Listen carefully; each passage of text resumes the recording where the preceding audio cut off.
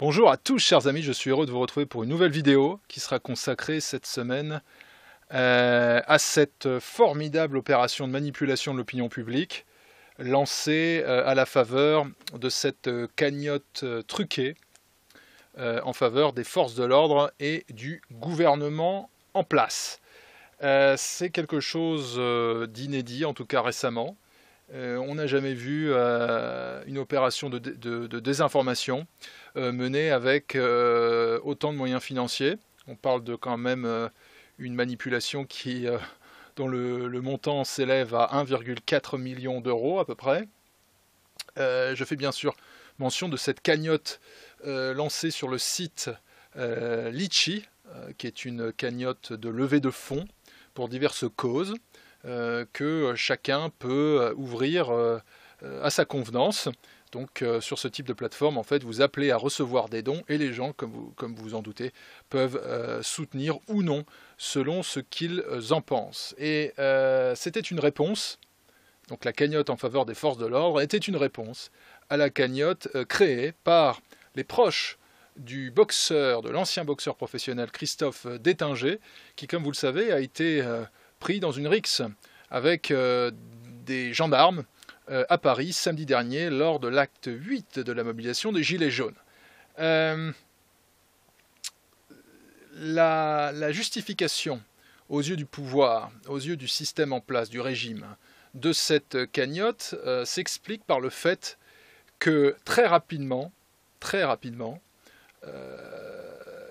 suite aux annonces de répression très dures faites par le gouvernement français, et notamment le ministre de l'Intérieur Christophe Castaner, et son ombre, Laurent Nunez, les gens se sont mobilisés en faveur de cet homme, dans lequel ils se sont reconnus. C'est-à-dire qu'après 2 mois de mobilisation de la part de ce puissant mouvement populaire qu'est le mouvement des Gilets jaunes, alors qu'on l'annonçait en voie de désintégration après les fêtes de Noël, et qui réussit une très forte mobilisation samedi dernier, eh bien après 2 mois de cette mobilisation et d'immobilisme total de la part du gouvernement, la réaction de rébellion physique du boxeur a suscité un puissant sentiment d'empathie dans les masses, qui se sont reconnus dans ce boxeur. C'est vous!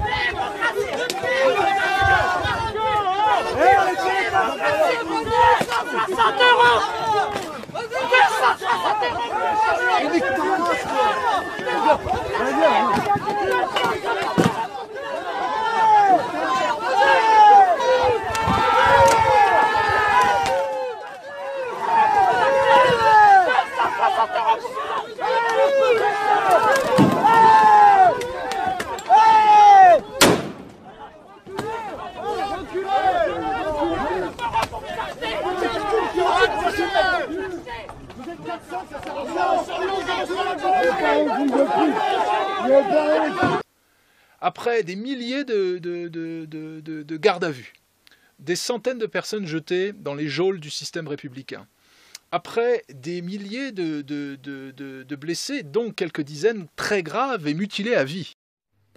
Putain, mais...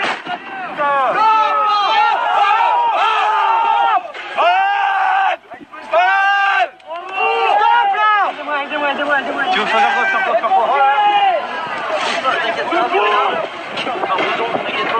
il y a des coups qui s'élancent. Non, les caméras, filmez pas ça.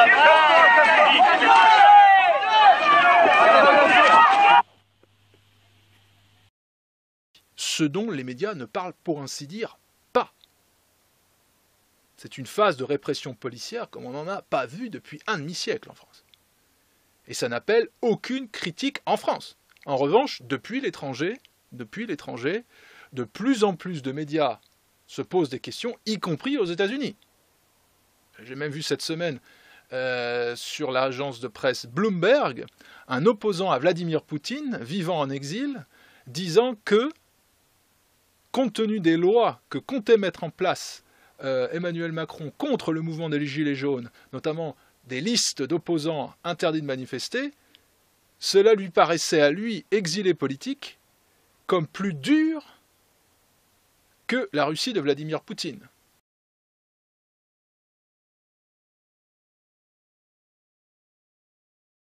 Alors, je ne me prononce pas sur Vladimir Poutine, je dis simplement que du point de vue même des opposants les plus déterminés à Vladimir Poutine, Macron est plus dur dans sa répression. Il est plus dur.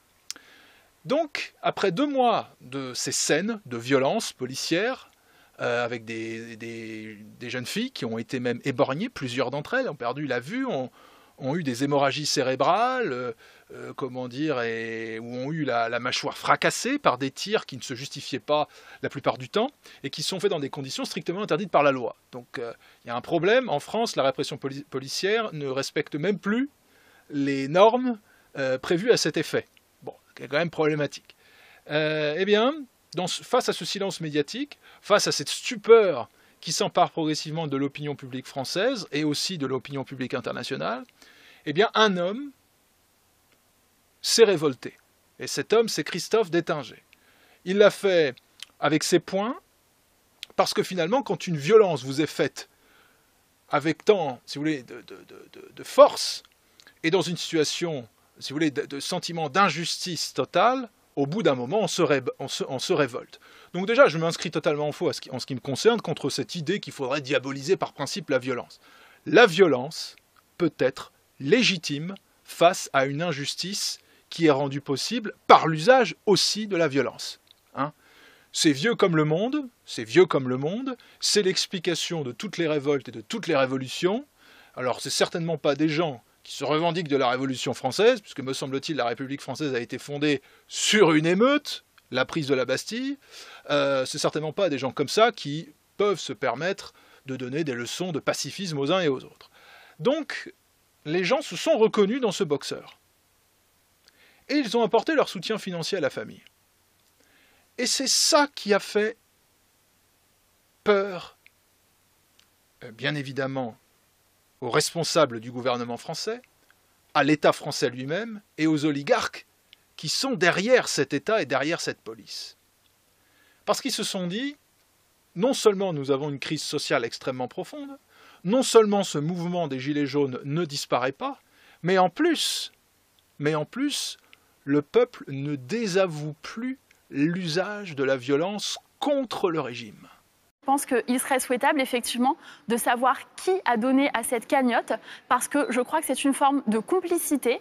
On a là quelqu'un qui a commis des faits très graves, qui a frappé un policier dans l'exercice de ses fonctions, qui était en train de maintenir l'ordre public. C'est gravissime. Soutenir cela, c'est être complice de cet acte et c'est l'encourager. Est-ce que vous souhaitez que Litchi suspende cette cagnotte ? Oui, je pense que Litchi devrait suspendre cette cagnotte parce que, encore une fois, c'est une cagnotte qui, pour moi, est illégale dans la mesure où elle soutient un acte au moins délictueux, c'est-à-dire de violence gratuite. Si on admet ça, ça veut dire qu'on admet que maintenant, dans le débat public, tout se règle à coup de violence de rue. Ce n'est pas ma conviction et ce n'est pas ma conception de la République. Violence symbolique, hein ? On ne parle pas de terrorisme ou d'usage d'armes à feu ou autre, mais une violence à main nue, vous voyez, une colère qui s'exprime directement. Ah, le peuple ne désavoue pas. Alors là, ça c'est le début des ennuis pour le régime. Et donc, ils ont créé une contre-cagnotte, non sans avoir, préalablement, par la voix de Marlène Schiappa et des syndicats de police francs-maçons qu'on connaît, appelé à dissoudre la cagnotte du boxeur, qui était un véritable affront à ce régime, au régime macroniste. Et donc, subitement, une cagnotte légale a été stoppée, la cagnotte du boxeur, avec des arguments fallacieux utilisés par Litchi sur pression du gouvernement en disant le montant est suffisant et nous donnerons le montant récolté sur présentation de pièces, d'honoraires, etc., etc. Complètement jamais vu et qui ne correspond même pas aux règles prévues par cette entreprise dans les transactions avec ses clients. Donc l'arbitraire politique total qui fait que déjà, et là je m'arrête 5 secondes là-dessus, cette entreprise Litchi est totalement compromise politiquement. N'utilisez plus jamais cette cagnotte si vous avez à lever des fonds. Plus jamais. Elle est dans la poche de l'État et plus particulièrement d'Emmanuel Macron. C'est si vrai d'ailleurs que j'ai ici le nom de la propriétaire principale de cette entreprise, Litchi. C'est Céline Lazorte, qui est une macroniste assumée.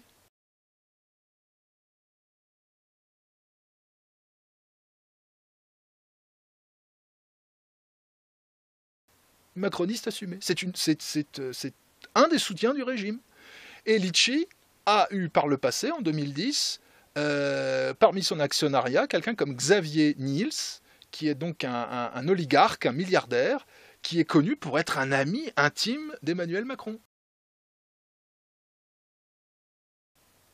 Donc, si vous voulez, le microcosme oligarchique qui contrôle aujourd'hui l'État français et qui contrôle la police française et qui utilise la répression policière pour défendre son statut et son monopole, eh bien, évidemment, a, sur ordre du gouvernement, coupé ce soutien populaire, enfin du moins l'expression visible de ce soutien populaire aux boxeurs. Mais il ne s'est pas arrêté là. Sur le même site, il y a eu donc le lancement de cette cagnotte en faveur des forces de l'ordre, c'est-à-dire en faveur de la répression. Parlons français, en faveur de la répression.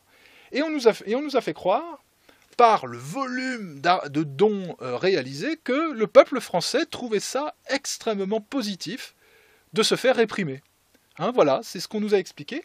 Et l'initiateur de cette cagnotte est un certain Renaud Muselier, qui est député des Bouches-du-Rhône, de la région de Marseillaise.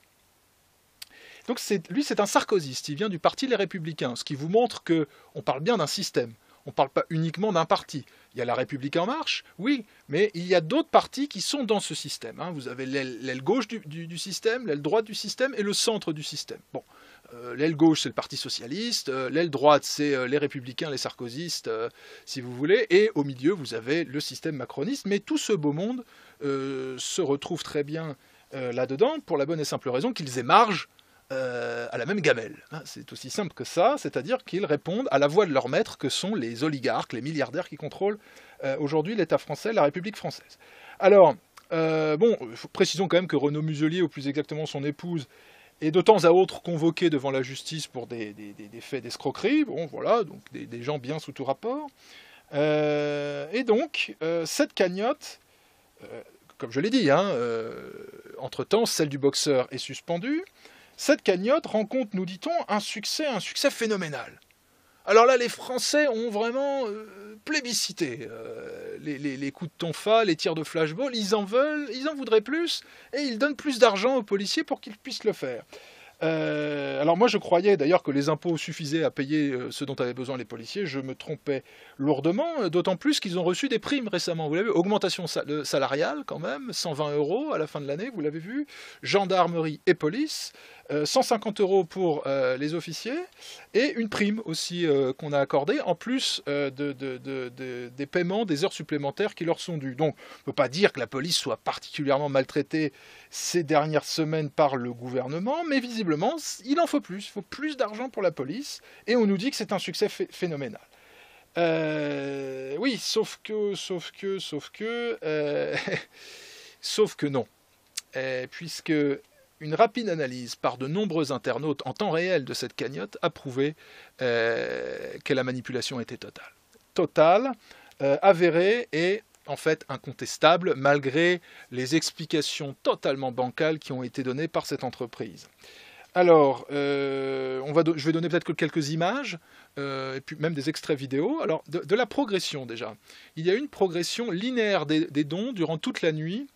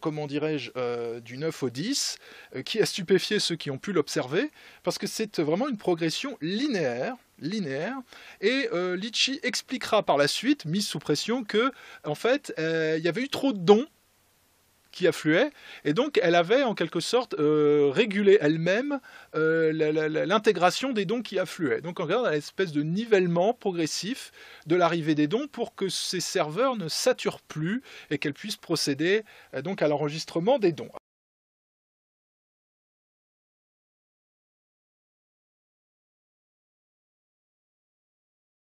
Une progression régulière des dons, mais vraiment linéaire, dans le temps. Et quand il y a eu des doublons qui ont été observés, c'est-à-dire la redondance quand même du nombre de donateurs, puisque je vais quand même vous donner des chiffres pour ne pas vous égarer, sur, alors c'est pas la totalité des donateurs, mais c'est quand même 36 583 donateurs, analyse des noms des donateurs a été faite, et on obtient quand même 14 523 donateurs qui ont donné 2, 3, 4 ou 5 fois.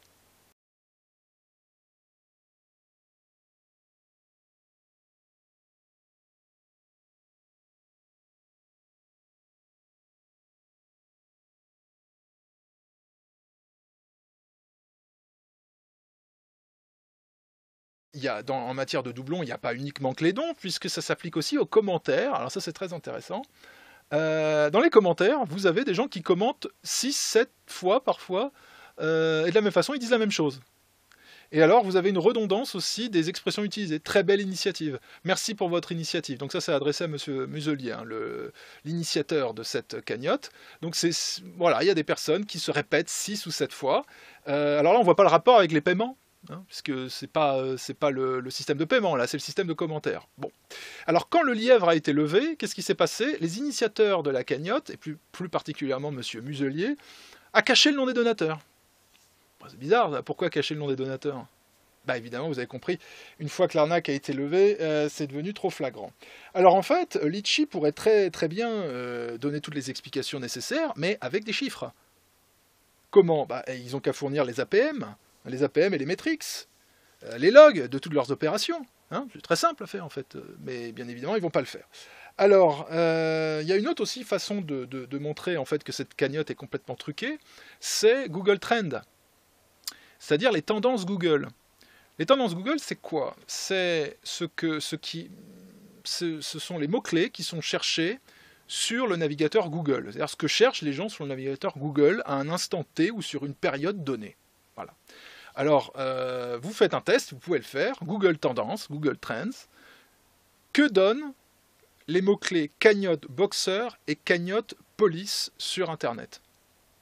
Sur Google, je veux dire. Eh bien, c'est très simple. C'est même pas du simple au quintuple, c'est presque du simple au 20.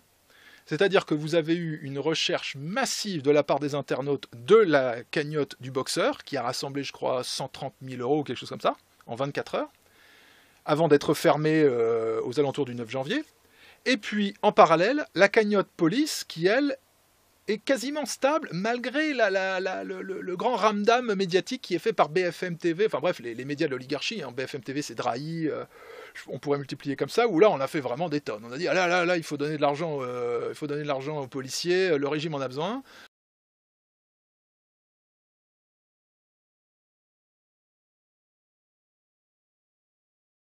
Allez voir. Donc, en dépit du matraquage, c'est la nuit et le jour. Alors, il faudra quand même nous expliquer comment. Puisque ça, c'est quand même, en sachant que le navigateur Google représente quelque chose comme 90-93% des parts de marché des navigateurs en France, comment se fait-il que sur Google, les Français ont massivement cherché la cagnotte du boxeur, ce qui s'est traduit par des dons massifs, et que dans le même temps, on nous explique que l'autre cagnotte, qui a récolté 10 fois ce qu'a récolté le boxeur, c'est-à-dire 1,4 million d'euros, ne rencontre pratiquement pas de succès sur les recherches Google. C'est impossible. S'il y avait une demande pour verser de l'argent sur cette cagnotte, ça se traduirait sur les recherches Google. Les gens, dans Google, taperaient cagnotte force de l'ordre pour aller donner, fatalement. Et ça serait, c'est simple, ça devrait être du simple au décuple. Il devrait y avoir 10 fois plus de recherches en faveur de la cagnotte pour les forces de l'ordre que celle du boxeur. Or, c'est rigoureusement l'inverse qui s'est passé. Donc tout ceci pour vous dire que cette cagnotte a été alimentée artificiellement. La modalité reste encore à établir, mais il est très probable que des robots ont été utilisés pour financer, et c'est là le cœur du scandale, une opération de désinformation à grande échelle contre le peuple, en faveur de la répression, pour faire croire que le peuple plébiscite la répression et plébiscite le gouvernement en place, plébiscite le régime et le statu quo. C'est absolument inédit. Et cette opération de désinformation a nécessité 1,4 million d'euros, dont la provenance est absolument opaque. Car si on parle de donateurs qui donnent 3, 4, 5 fois, dont les noms sont manifestement bidons, c'est évident que les fonds sont d'origine crapuleuse, criminelle. Bon. Alors, c'est là que je vous lance un appel à tous. Ce n'est pas une petite affaire, ça. C'est un scandale sans précédent en termes de désinformation. Et quand on regarde l'image plus large de ce qui se passe depuis 2 mois en France, avec tous ces blessés, avec toute cette mobilisation, avec la puissance aussi du soutien populaire en faveur de cette mobilisation, que le gouvernement, pour créer une ambiance favorable à la répression en général, mais plus particulièrement contre ce boxeur, nous basculons là dans un état factieux. Parce que c'est le gouvernement, avec des agences, avec des acteurs paragouvernementaux, qui organise lui-même ce type d'opération de désinformation pour ensuite justifier la répression contre le peuple. Ça, c'est un état factieux. Quand on regarde les volumes qui sont concernés, c'est sans précédent. On parlerait d'une cagnotte de 5 000 €. On pourrait étouffer l'affaire.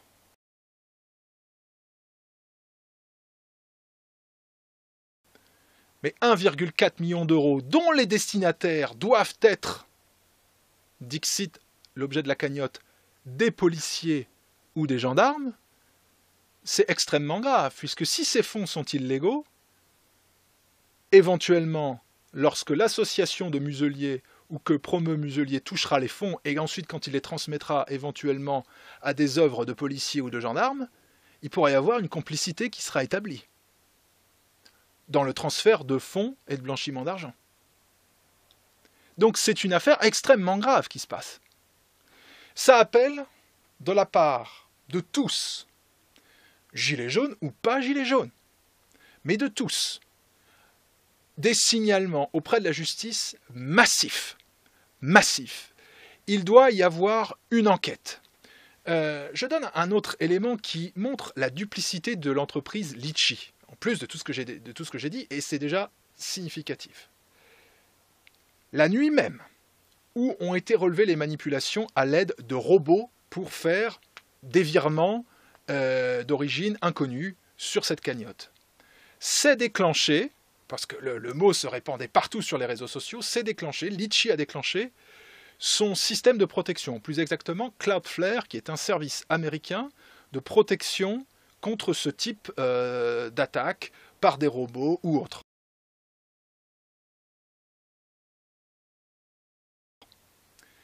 Vous pensez bien que c'est en prenant connaissance de ce qui se passait, c'est-à-dire que quand Litchi a réalisé que l'argent qui arrivait sur sa cagnotte était d'origine totalement inconnue et frauduleuse par l'usage de robots, ils ont bloqué les entrées en déclenchant ce système. Il y a des copies d'écran, vous pouvez encore les voir, elle est protégée de cette façon. Pourquoi ? Parce qu'ils ont voulu stopper en urgence l'arrivée d'argent illégal. Mais ils n'ont pas voulu dire que c'était une manipulation parce que ce serait poser la question de l'implication du gouvernement. Donc ils ont dit, oui, on l'a mis en place parce que voilà, ça s'y prêtait. Voilà. Et en fait, oui, il y a des doublons, il y a des problèmes, effectivement, parce que c'est technique. Voilà, bon. Mais en fait, le déclenchement de Cloudflare, donc de ce système de protection contre les robots, démontre qu'eux-mêmes ont vu l'activité de robots pour faire affluer de l'argent sur leur cagnotte. Donc c'est un aveu par défaut. Cela appelle des signalements, comme je l'ai dit, auprès de la justice, massifs, de la part de Gilets jaunes, de la part de la population en général, des citoyens, qui assistent médusés à une action de déstabilisation paragouvernementale. Et des avocats auraient tout intérêt à se saisir de cette affaire. Et puis, pour avoir son mot à dire, vous devez vous aussi faire un don de quelques centimes sur cette cagnotte en faveur des forces de l'ordre. Car vous aussi, à ce moment-là, aurez un mot à dire en tant que client potentiellement lésé. Donc faites des dons symboliques à cette cagnotte pour ensuite pouvoir, le cas échéant, vous porter partie civile quand il y aura des suites judiciaires, en tout cas suites judiciaires que j'appelle de mes voeux. Cela ne peut pas rester, peut pas en rester là. Cela ne peut pas en rester là. On ne peut pas avoir Renaud Muselier au service, le larbin au service de ce système, qui se répand dans les médias sur BFM TV et autres pour nous faire croire qu'il y aurait comme ça un appel populaire à la répression. C'est la réaction d'un citoyen hein, qui dit mais comment est possible qu'on puisse faire une cagnotte pour un agresseur qui frappe à coups de pied par terre un homme qui défend la loi et l'ordre. Donc c'est une forme de révolte. Et dans cette révolte, en moins de 12 heures... Comment expliquez-vous l'engouement? Cette cagnotte, elle a été suspendue, mais elle atteint 125 000 €. Comment vous l'expliquez? En tout cas, ils l'ont fait en 48 heures, tandis que nous, en 12 heures, on est à 160 000 €. Voilà. Et donc, c'est le rééquilibrage des valeurs. Quand tous les indices s'accumulent de la manipulation. Bien évidemment pas. Cela appelle une réaction du peuple. Alors, vraiment, signalez auprès de la justice, pas auprès de Litchi, ils sont compromis. Auprès de la justice, associations de consommateurs, de contribuables, tout ce que associations qui sont capables d'ester en justice dans de pareils cas, citoyens qui voulaient saisir les procureurs, etc. Faites-le en masse, en masse, en masse. Ce scandale doit éclater. Il doit éclater et ceux qui en sont responsables doivent répondre de leurs agissements. La présidente... de Litchi doit en répondre, Muselier doit s'expliquer sur ces mystérieuses manipulations, sur ces donations très très opportunes qui surviennent. Et puis bien évidemment, il faut savoir qui sont derrière ces robots. Parce qu'enfin, je suppose que l'entreprise Litchi ne va pas broncher lorsqu'un juge d'instruction va demander à ce qu'on lui fournisse toutes les informations, les noms des donateurs, les numéros, les cartes de crédit, les adresses, les comptes bancaires, les volumes donnés, la rapidité avec laquelle ils ont été donnés. Je suppose qu'ils ne vont pas faire de difficulté quand un juge d'instruction va demander toutes ces informations, n'est-ce pas? Bon, alors pour que ça ait lieu, il faut qu'il y ait un juge d'instruction qui se lance dans cette affaire, et cela n'arrivera que lorsque vos signalements auront eu lieu en masse auprès de la justice. Auprès de la justice. Il faut des dépôts de plainte. Il faut que cela soit judiciarisé à outrance. Voilà ce que je voulais vous dire sur ce scandale absolument invraisemblable. Cette cagnotte fausse, cette fake cagnotte montée par et pour le pouvoir, pour légitimer la répression contre le peuple. Ce scandale doit exploser. Mobilisez-vous. Faites-le savoir, et encore une fois, je n'insisterai jamais assez, signalez auprès de la justice. À bientôt pour une prochaine vidéo, les amis.